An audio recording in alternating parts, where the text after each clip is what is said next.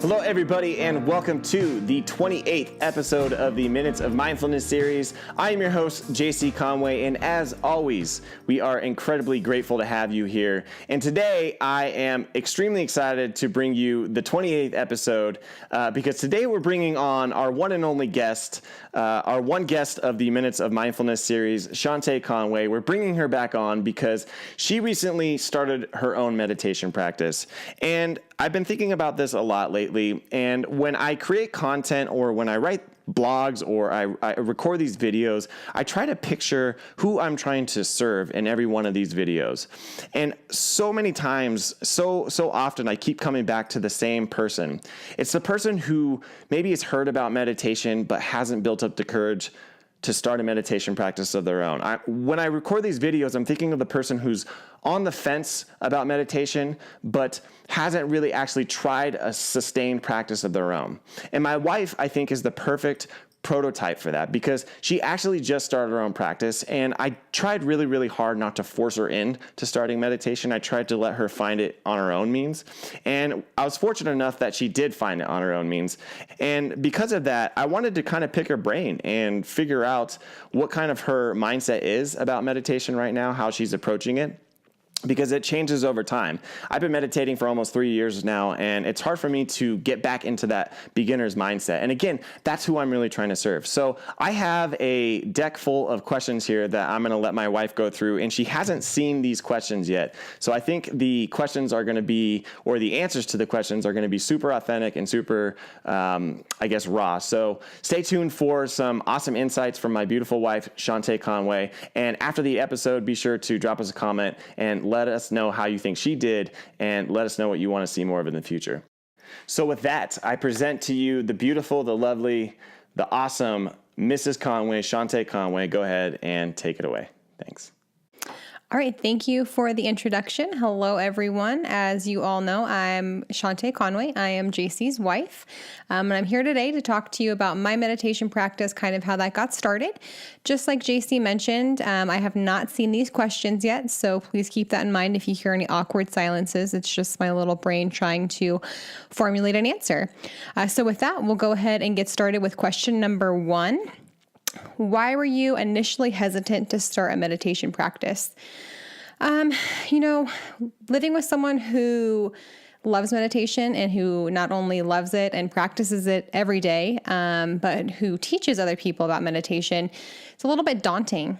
So for me, it was kind of like, well, if I get into it, what if I'm not as good as him? Or what if I don't love it? I don't want to hurt his feelings, because it's obviously something that he's, very passionate about. So for me, it was just a little bit of me not wanting to fail at something. I do like to be the best. I have a type A personality, just like JC. So, if we're both going to be meditating, for me, initially, I wanted to be the best meditator. So that was definitely part of it. All right, question number 2.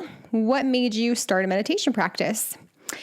Seeing JC and all of the positivity that he's gotten out of his meditation practice was definitely inspiring. So he's so much more patient, more calm. Things don't bother him like they used to. Things that before would have, he would have blown up about, he just doesn't do anymore. So for me, he really did walk the walk and talk the talk. So I was interested. And then after seeing him have all these positive things coming from that, I said, I want to get in on that. So I just jumped head in. All right. Question number 3. What was your first meditation like? It was hard. Like I said, I wanted to be the best meditator. So I went into it with expectations, which is the worst thing that you can do. So I thought that I was going to sit down, I was going to be so enlightened, and afterwards I was just going to be walking on air, and I was going to be, all these things, and that is not at all how it went. So I sat down and I thought, okay, this is going to be super easy. You just sit and don't think, right?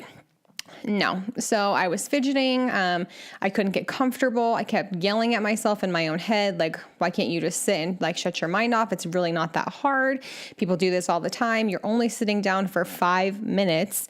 It's not as if, this is going to be a 45-minute thing. So it was definitely hard. But the more now that I've gotten used to it and that I've gotten into it, it's definitely been a lot better, thankfully.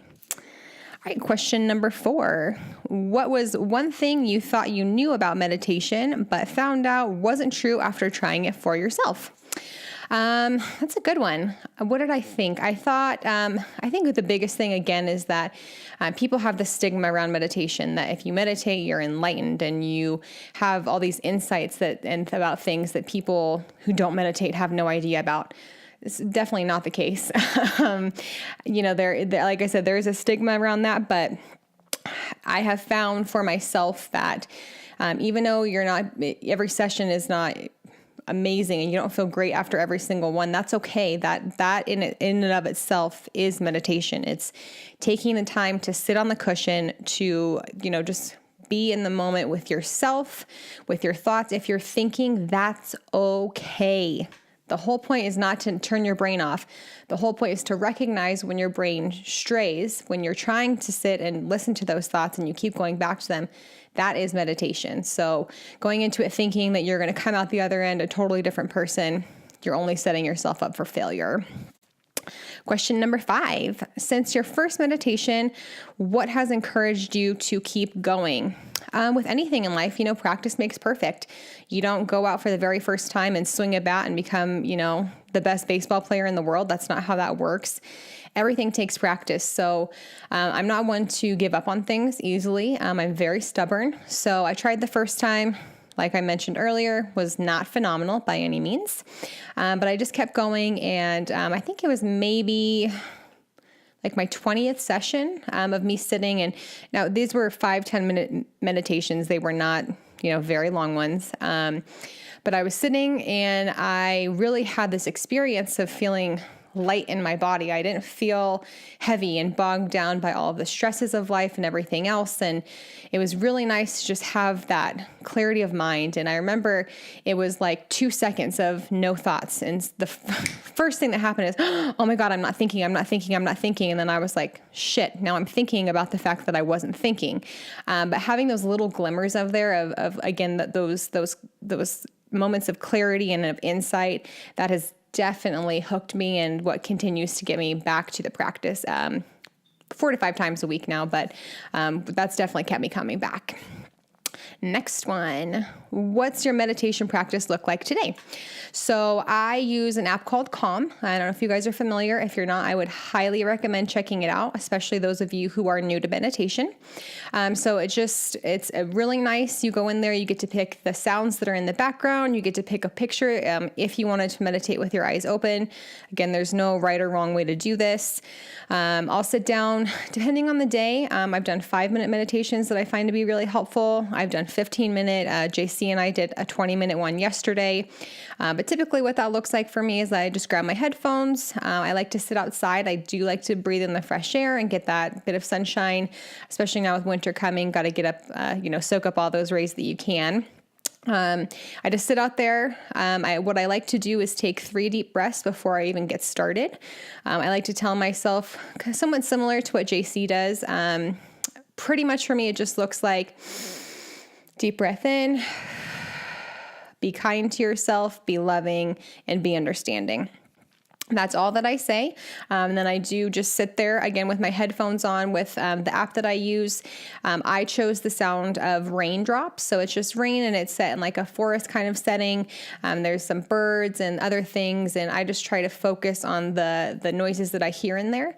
I also use my breath as my anchor. So just 1, 2 out, and I'll just do that over and over again, 1 and 2. If I do get lost into thoughts or anything else, really big thing that I've learned throughout the time that I've been doing this is to not beat yourself up. You're going to think, you're going to stray. That's okay. What's the most important part about that is when you notice that you've strayed or you're thinking about, that presentation at work or, you never emailed so-and-so back or whatever that might be. Instead of saying, God, you're so bad at this. Hey, it's okay. You're thinking about something else, bring it back to the breath. And if 2 seconds later, you're thinking about something else, bring it back to the breath. 1 second later, you're thinking about something else, continue to bring it back to the breath. And that's been really helpful for me. So I pretty much, like I said, just sit outside, get that fresh air and plug my headphones in, and I'm good to go. Number 7, what's your biggest challenge with meditation? Finding the time. So right now I'm working 2 jobs. So I come home and I'm tired. I don't want to do anything. I don't want to think about anything. I want to put on my PJs. I want to sit on the couch and I want to do nothing. So finding those moments, don't make it into a chore. The second that I've done that before where I've made it into a chore, like, oh God, I have to meditate today. I wrote it down on my goals and now I have to do it.